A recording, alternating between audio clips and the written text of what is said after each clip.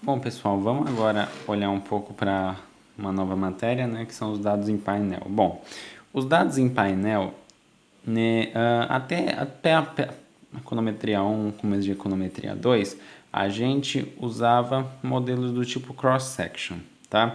Que é o nosso YI, né? O I significa o quê, gente? O I ele implica pessoas, indivíduos, ou seja, nós analisamos diferentes indivíduos no mesmo espaço de tempo, no mesmo instante de tempo, tá? Ou seja, a gente não está se importando se é 2020, 2019 ou 2018. Eu estou me importando se é a pessoa A, B, X ou Y, entendeu? Ou a gente também às vezes olhou um pouco, né? Vamos olhar mais para frente também, séries temporais, que são dados no tempo, ou seja, é o mesmo indivíduo, a mesma variável, o PIB em vários instantes do tempo, ou seja, o PIB em 2020, 2021, 2022, 2023, ok? Os dados em painel, na verdade, eles são o quê? Uma fusão, junção das características do cross-section com dados de séries temporais. Ou seja, são os mesmos indivíduos, como nas séries temporais, ao longo do tempo, entendeu? Ou seja, são as mesmas pessoas ao longo do tempo, tá? Ele vai fazer a junção das duas características de cross-section com séries temporais. Então, nos dados em painéis, o Y vai ser Y com dois subscritos, I e T, ok? Bom, qual é a utilidade dos dados em painel? Ele consegue lidar com o viés da variável omitida. Como assim? Bom, vamos pensar acho que esse modelo o professor até passou. Bom, mas são dados de 46 cidades nos anos de 82 e 87. Estima-se esta equação, certo? Com duas variáveis, criminalidade e desemprego, certo? Bom, primeira coisa, gente, a gente analisou aqui fazendo cross-section apenas, tá? Essa estimativa é de cross-section, ou seja, só tem o subscrito I. Se tivesse I e T, seria dados em painel. Mas é cross-section aqui. Bom, em primeiro lugar, essa relação ela não é válida, mas porém, veja só, primeiro, a relação é negativa, ou seja, quanto menor o desemprego, maior a criminalidade. Isso não faz sentido com a realidade, né? Porém, isso a gente não precisa nem analisar, sabe por quê? Porque a estatística aqui, ela não é válida, entendeu?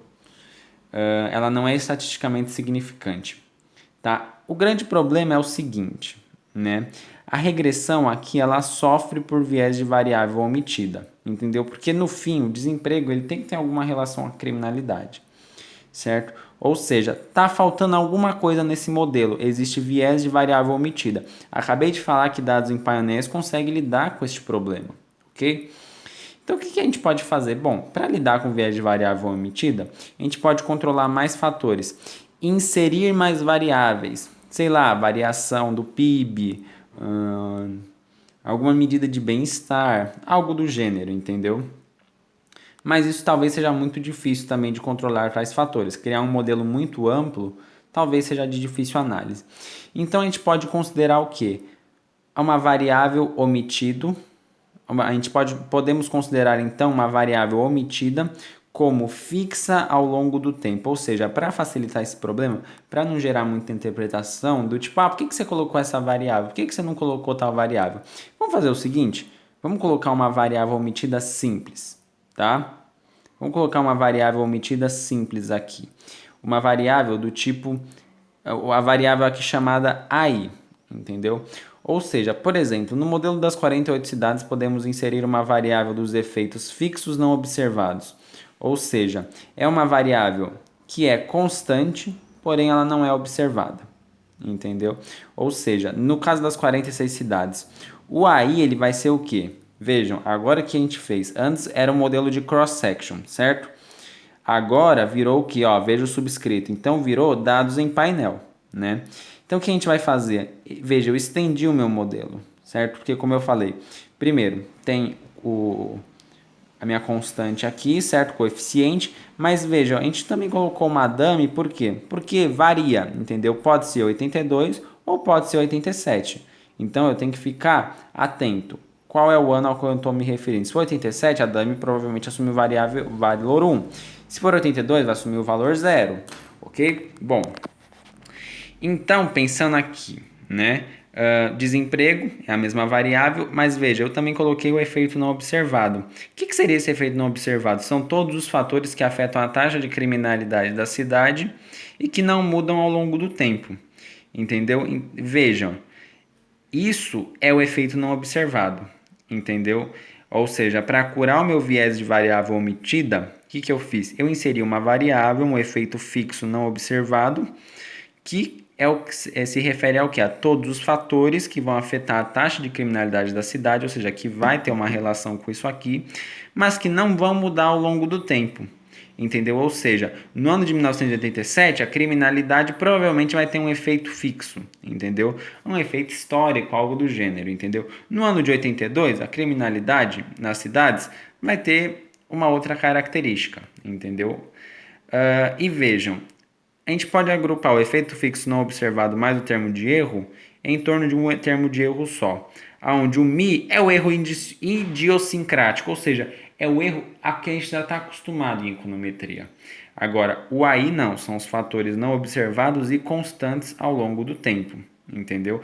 Ou seja, o que essa equação está falando? Eu tenho uma das 46 cidades, certo? Tenho uma das 46 cidades. Em qual ano? Bom, pode ser 82, pode ser 87. Eu tenho a Dami aqui para me avisar. E a depender do ano e a depender da cidade, eu vou ter um efeito fixo, que não muda ao longo do tempo, mas que afeta a taxa de criminalidade de uma das 46 cidades que eu estou analisando. Ok?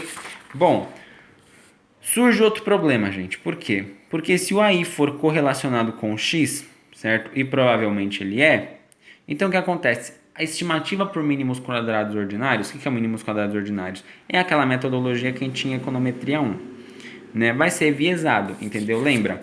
Quando o termo de erro tem uma relação, né? Vamos lembrar da hipótese 2, quando o termo de erro ele tem uma relação com uma das minhas covariadas, ou seja, quando é diferente de zero, o que acontece? Viola-se a hipótese 2 do teorema de Gauss-Markov.